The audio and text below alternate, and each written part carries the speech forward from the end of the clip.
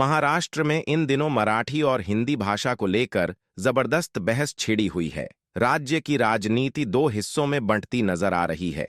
एक ओर मराठी अस्मिता का झंडा उठाए शिवसेना, ठाकरे गुट और एमएनएस जैसे दल हैं, तो दूसरी ओर बीजेपी और शिंदे गुट का रुख अलग ही कहानी बयां कर रहा है। स्कूलों में हिंदी को अनिवार्य बनाने की मांग से लेकर मराठी भाषा में बोर्ड न लिखने तक, ये मुद्दा अब सिर्फ भाषा का नहीं बल्कि अस्मिता बनाम अधिकार की जंग बन चुका है। इसी बीच सोशल मीडिया पर एक ऐसा वीडियो वायरल हो गया है जिसमें दावा किया जा रहा है कि बॉलीवुड अभिनेता संजय दत्त ने इस पूरे विवाद पर गुस्सा जताया है, वो भी बेहद तीखे शब्दों में। लोग पूछ रहे हैं, क्या संजय दत्त ने वाकई मराठी भाषा का समर्थन करते हुए किसी राजनीतिक दल को आड़े हाथों लिया है? क्या ये वीडियो असली है या एक और अफवाह? और अगर उन्होंने कुछ कहा तो आखिर किसके खिलाफ था उनका गुस्सा? पूरी सच्चाई क्या है? इस वीडियो की हकीकत और संजय दत्त का असली रुख जानने के लिए अंत तक जरूर देखिए, क्योंकि असली कहानी अभी बाकी है।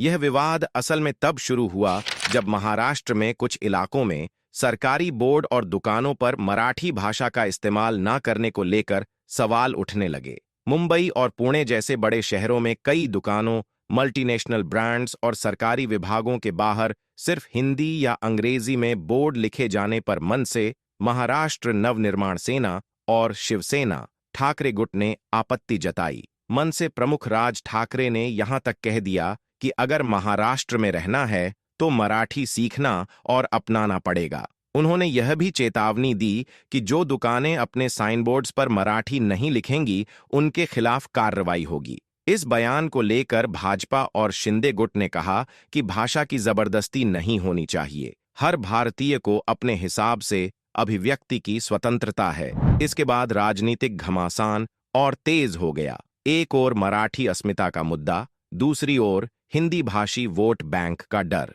महाराष्ट्र में भाषा विवाद अब सिर्फ बहस का मुद्दा नहीं, बल्कि सड़क पर कानून हाथ में लेने तक पहुंच गया है। अब देखिए, हाल ही में मुंबई के विरार स्टेशन से एक ऐसा वीडियो वायरल हुआ जिसने पूरे देश को झकझोर कर रख दिया। इस वीडियो में एक हिंदी भाषी रिक्शा चालक को सिर्फ इसलिए सरेआम पीटा गया क्योंकि उसे मराठी भाषा नहीं आती थी। भीड़ ने उसे घेर कर थप्पड़ों की बारिश कर दी। एक महिला ने उसका गिरेबान तक पकड़ रखा था और बाकियों ने वीडियो बनाकर वायरल कर दिया। बताया जा रहा है कि जब विवाद हुआ तो उस युवक ने मनसे और शिवसेना के कार्यकर्ताओं को बुला लिया, जिन्होंने बीच सड़क पर न सिर्फ उस ड्राइवर को पीटा बल्कि उसे कान पकड़कर माफी मांगने को मजबूर किया। और वो माफी किसी आम व्यक्ति से नहीं, राज ठाकरे, उद्धव ठाकरे और यहां तक कि छत्रपति शिवाजी महाराज से भी। अब सवाल ये है, क्या मराठी भाषा को सम्मान देने का यही तरीका है? क्या छत्रपति शिवाजी महाराज की विरासत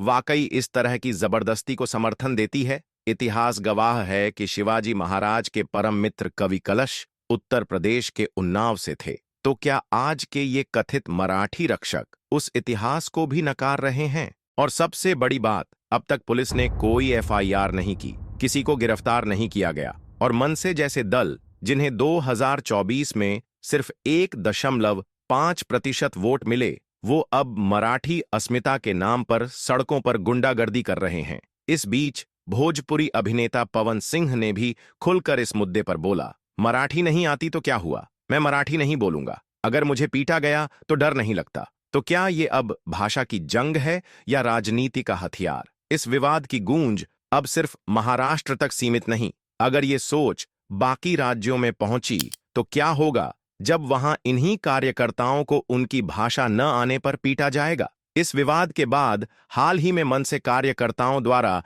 हिंदी भाषी रिक्शा चालक की पिटाई के बाद उस पर देवेंद्र फडणवीस ने स्पष्ट और संतुलित बयान दिया। उन्होंने कहा, मराठी भाषा का अभिमान होना कोई गलत बात नहीं है, लेकिन यदि कोई इसके नाम पर गुंडागर्दी करता है तो उसे बख्शा नहीं जाएगा। हाल ही में हिंदी भाषी ऑटो चालक के साथ हुई मारपीट की घटना पर बोलते हुए उन्होंने कहा, घटना के बाद पुलिस ने एफआईआर भी दर्ज की है और कार्रवाई भी की गई है। भविष्य में भी यदि कोई भाषा के नाम पर कानून अपने हाथ में लेगा तो उस पर सख्त कानूनी कार्रवाई की जाएगी। उन्होंने यह भी कहा कि हमें हमारी मराठी भाषा पर गर्व है, लेकिन भारत की किसी भी भाषा के साथ अन्याय बर्दाश्त नहीं किया जाएगा। बयान में यह भी सवाल उठाया गया कि ये वही लोग हैं जो अंग्रेजी को गले लगाते हैं, लेकिन हिंदी भाषा पर आपत्ति जताते हैं। ये कौन सी सोच है? सरकार ने साफ कर दिया है कि भाषा के नाम पर किसी भी प्रकार की जबरदस्ती या हिंसा को अब राज्य में बर्दाश्त नहीं किया जाएगा।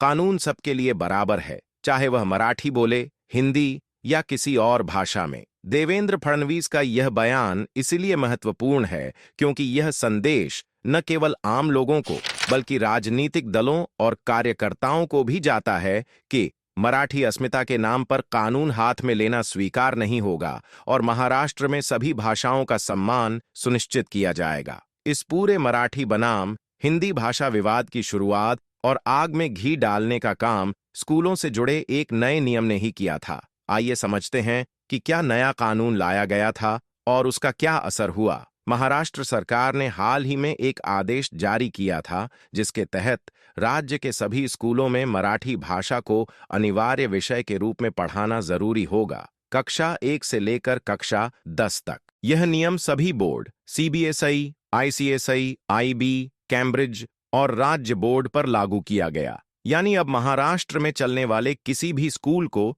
चाहे वह अंतर्राष्ट्रीय बोर्ड से जुड़ा हो, मराठी पढ़ाना अनिवार्य हो गया है। यह नियम आया था महाराष्ट्र राजभाषा अधिनियम के तहत, जिसे पहले ही पास किया गया था, लेकिन अब इसे सख्ती से लागू किया जा रहा है।